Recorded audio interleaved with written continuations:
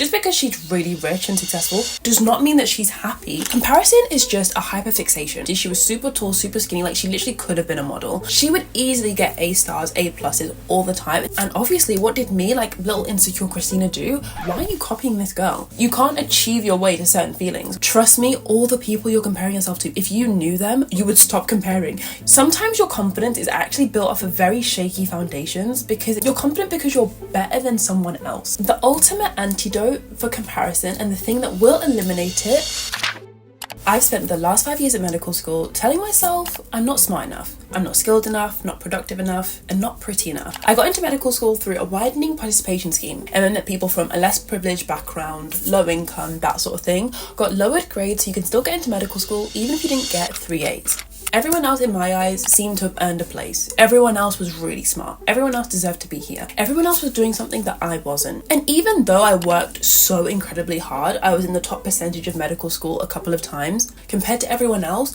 I just felt like I wasn't good enough. After a year of soul searching, I actually learned what can put a stop to your comparison for good.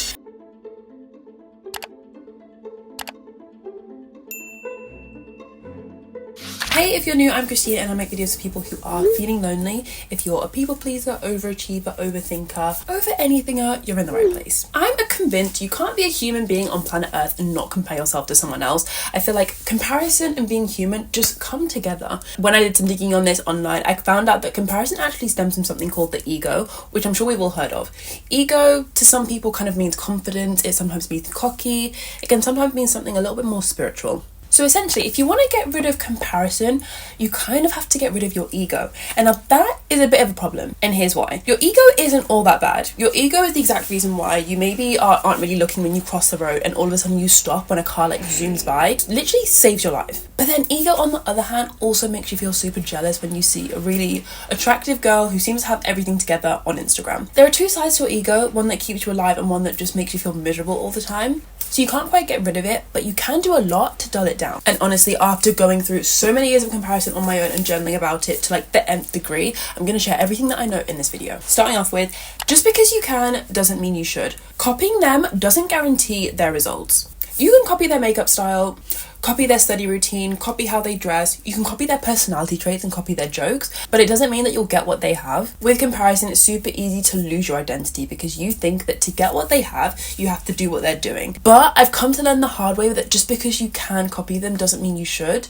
You'll never get to where you want to be. Like, you'll never ever get to where you want to be through copying someone else. You almost always have to stay true to yourself. Comparison is just a hyperfixation. Comparison happens when you're hyper-focusing to an insane amount on just one thing. Have you ever seen those videos where like they show the size of the earth compared to the sun, compared to the galaxy, and they just kind of zoom out? Watching those videos can sometimes put into perspective just how much you're focusing on one tiny thing. Just because this girl looks incredible on Instagram and her makeup is flawless does not mean that that is something that you need to preoccupy like half of your day thinking about. I know for me as a content creator, I spend a lot of time thinking of video ideas, writing them down, filming and editing, and obviously it takes up a lot of my time. And sometimes I think I have to remind myself the size of the world, the size of the universe, to remember that if I'm comparing myself to some other girl who like maybe has gone viral, that she's gained a bunch of followers, she's done like a really cool video and she's like smashing it, I have to remind myself, Christina, stop hyperfixating on something that is so minuscule compared to the size of the world that we live in. Next up, you only compare where you're insecure. Have you ever noticed that you don't really compare on things that you're confident on?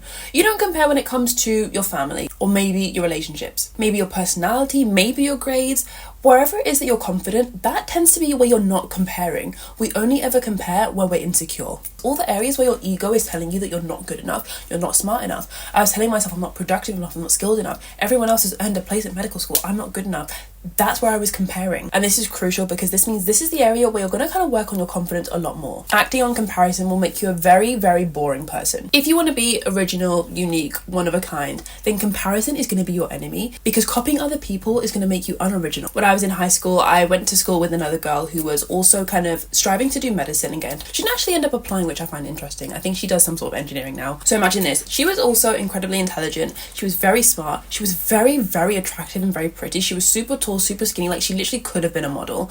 And I remember thinking, like, how is she always like top of the class? She would easily get A stars, A pluses all the time, and she would just make it look easy. And I remember looking at her and looking at me, the way that I was struggling to scrape like a B grade, and I didn't have many friends. She was like a little bit more popular. She had a bunch of friends. She was literally like I felt like she knew everyone. And obviously, what did me, like little insecure Christina, do? I just started to copy her. Copy like her style, her outfits, like how she would talk, her little mannerisms.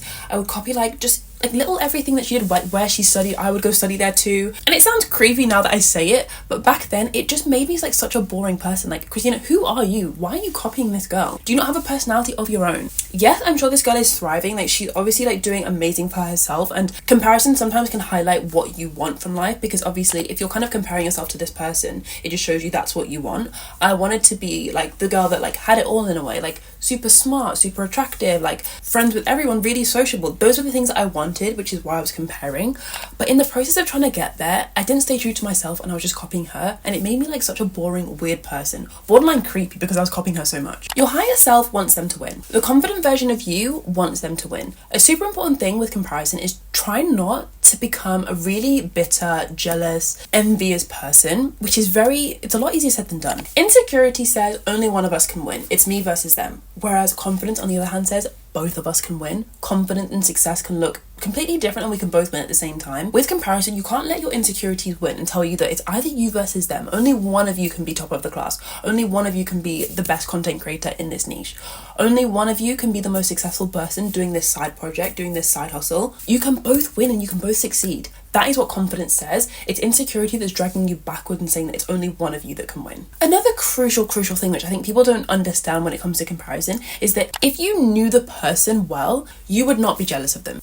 Comparison tries to make you think that this person is flawless and perfect and has no imperfections. This girl that had it all, like she was attractive, pretty, smart and sociable. In my head, I thought she was perfect. I didn't know her that well though. Like, me and her probably had 1 or 2 conversations throughout the whole of high school, but I thought that she was perfect. I later came to realize that she actually had a lot of like family issues and family troubles, things going on like within her family and stuff. I don't know much about it to this day, but just it goes to show, trust me, you just don't know them. Like, if you knew them, you would not be jealous. You would not be comparing yourself to them, because you're making them out to be perfect, like almost inhuman. You don't think that they have struggles. You don't think that they have like flaws or anything that makes them sad. You think their life is perfect, sunshines and rainbows all the time. You've forgotten all of your own successes. Do I have to remind you? You're a kind person. You're genuine. You care about the people in your life. You're smart. You're funny. You have a good sense of humor. You've got all the stuff that actually matters. Sometimes when you compare, you aren't even focusing on the right things. Like, you're focusing on superficial stuff like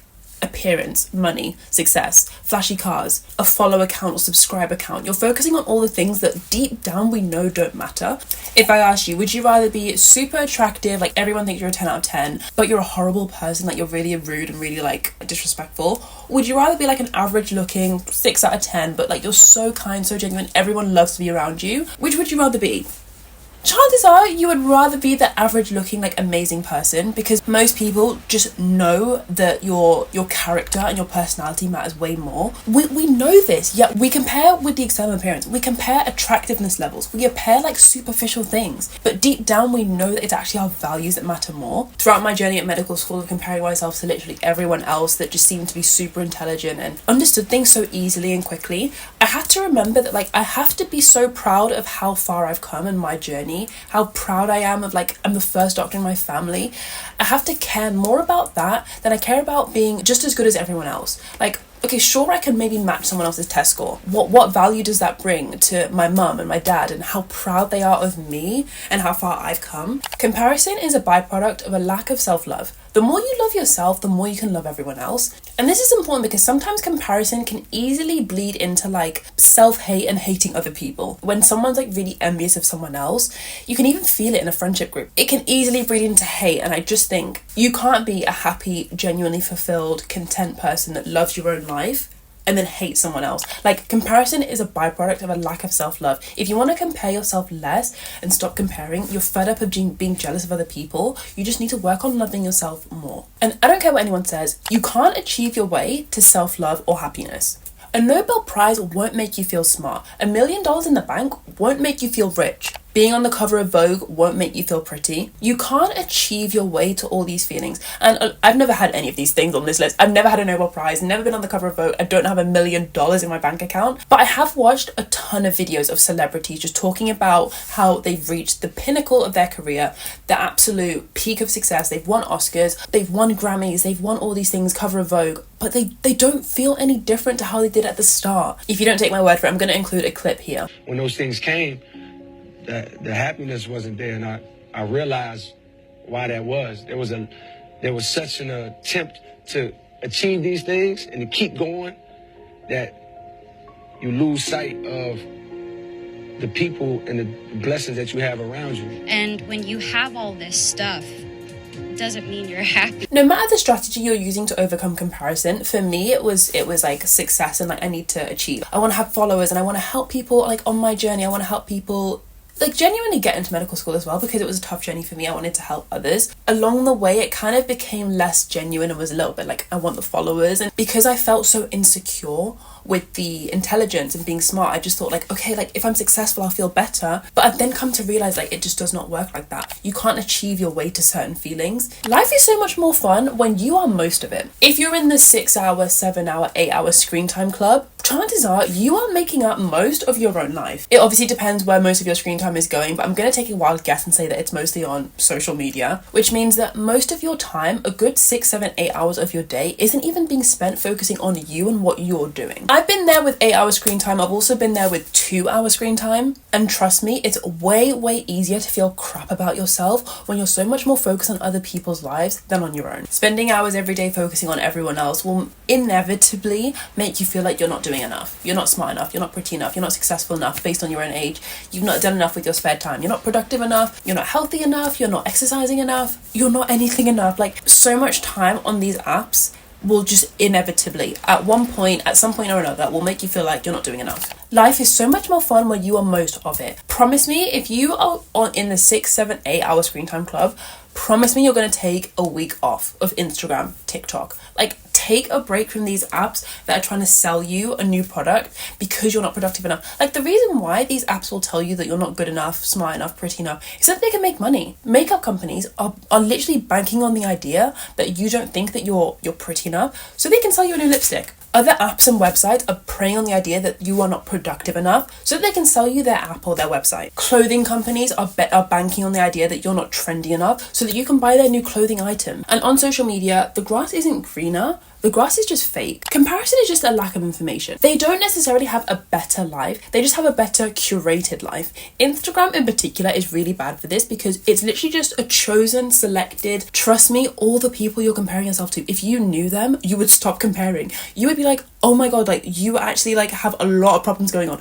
As someone who's gone from having, say, like no followers, like a normal amount, to like over 150k, life gets very stressful. Dealing with hundreds of comments every day talking about you or something that you've said, talking about your life, like what you've put in your vlog. They've left a 1-star review for something that you've sold them. They've said that this thing that you promoted is a scam. You like it gets really stressful when you're one person dealing with like thousands of things every single week. Based on what you've done, it gets very overwhelming. You are not missing out in any single way, no matter the FOMO that people are trying to like convey on you of like, oh, I'm an influencer and I made this much. And like people love to talk about the positives of this job and of this industry. Trust me, you're not missing out. Like, FOMO is a very powerful thing for marketing and getting you to buy a product, but FOMO is obviously terrible for you who's like bearing all the consequences of comparing yourself to these people online. They do not have a better life. Whoever it is in your mind as you're watching this video, whoever it is that you clicked on, like, you know, you're comparing yourself to this person, they do not have a better life. Do not tell yourself that lie. How would you act if there was no competition? This is a question that you need to ask yourself because it's going to actually help you overcome comparison for good. There was no competition when it came to intelligence. You could just focus on your own homework, your own studies, your own exams, and like there is no competition. You're not competing with anyone. How would you act if there was no competition at work? There was no fighting for a promotion, fighting for getting the boss's attention. There was just you and the boss, no one else to compete with. How would you act? How would you act if you're a content creator? There's no one else in your niche. You're the only one doing your own thing. It's just you and your audience. There's no one else. How would you act? Because when you start acting like there's no competition, you actually begin to have no competition. You can call this like your higher self, your more confident self, the best version of yourself, whatever you want to call it. But there's a version of you that's acting like there's no competition. It's just you and the thing that you're working on. And that is the best way to have it. It's easier to live this out, I promise, when you're not on social media, because you're not going to be influenced by what other people are doing. You're feeling good about yourself. You're on social media, but like you're keeping it to like a limited amount. Sometimes when you do feel confident, it's not because you feel confident genuinely. It's because you feel like, oh, I'm doing better than her though. Like, oh, I must be doing a good job. Sometimes your confidence is actually built off of very shaky foundations, because it's just, you're confident because you're better than someone else. This is not the confidence you want to have, because you're still comparing. You're still comparing in a negative way. You're looking down on someone else whilst you look up to someone else. Comparison is a two-way street. A lot of this video I've spoken about how comparison can make you feel bad, but it can also make you feel good. And I've been there. I've been there when I've been comparing my test scores to other people, and I felt like, oh, I'm smart now. I'm getting better than other people. Like, I'm in the top percentage of medical school now. Like, I'm doing good. It's not the confidence you want to have. You really want to act like there's no competition. There is no one else doing what you're doing, because there isn't. Like, it's just you. It's just you and your project, you and your work, you and your homework, you and your exams,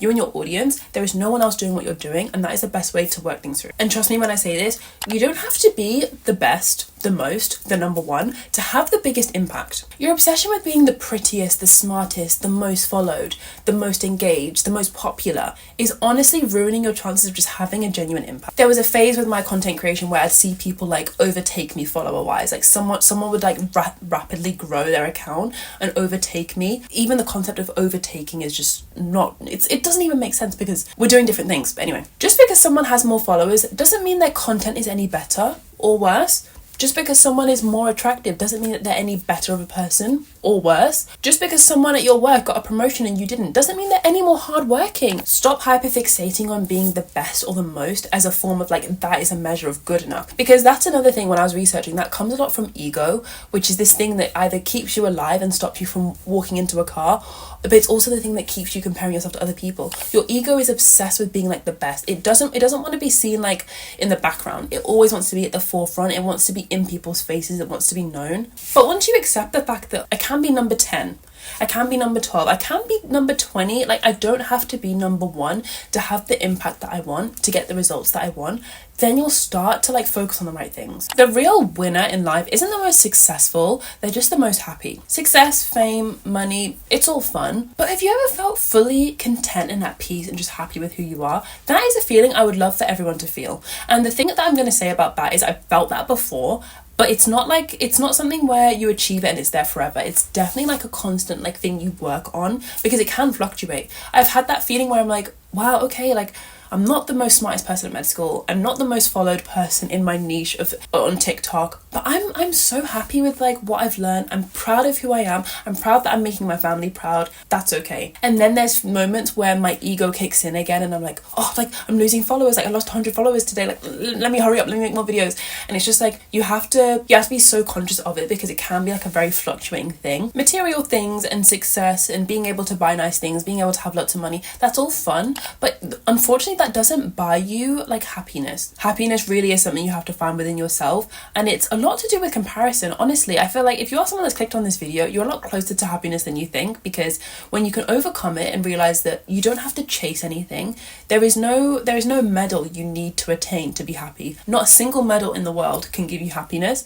Once you realize that and you stop comparing, then it's a lot closer than you think. Comparison makes you forget what truly matters. Your ego wants you to think that being the most healthy, fit person at the gym, having the most muscles, is what's important in life. That's what your ego says, but genuinely in life, I'm sure you already know, I'm just here to remind you, but it's actually what matters in life is spending time with the people that you really care about, working on projects that really fulfill you and just bring you joy, living out your life passion and studying and education, doing what matters to you. That is what really matters, not what's in the mirror, not how much you can bench press, not how much you can lift in the gym. Whatever it is that you're comparing yourself to, it's just making you forget what truly matters in life. And something that's really helped me actually is just going for regular walks. I would love to be able to go for a walk every day, just out in nature, out in the sun, but in the UK, the weather is just so terrible. I'm taking a break from Instagram, social media. I'm not looking at my phone out on the walk. Like, just when you remember what matters in life and you are most of your life, you're not glued to your phone, I just feel like you're a lot happier and you compare yourself a lot less. And last but not least, the ultimate antidote for comparison, and the thing that will eliminate it,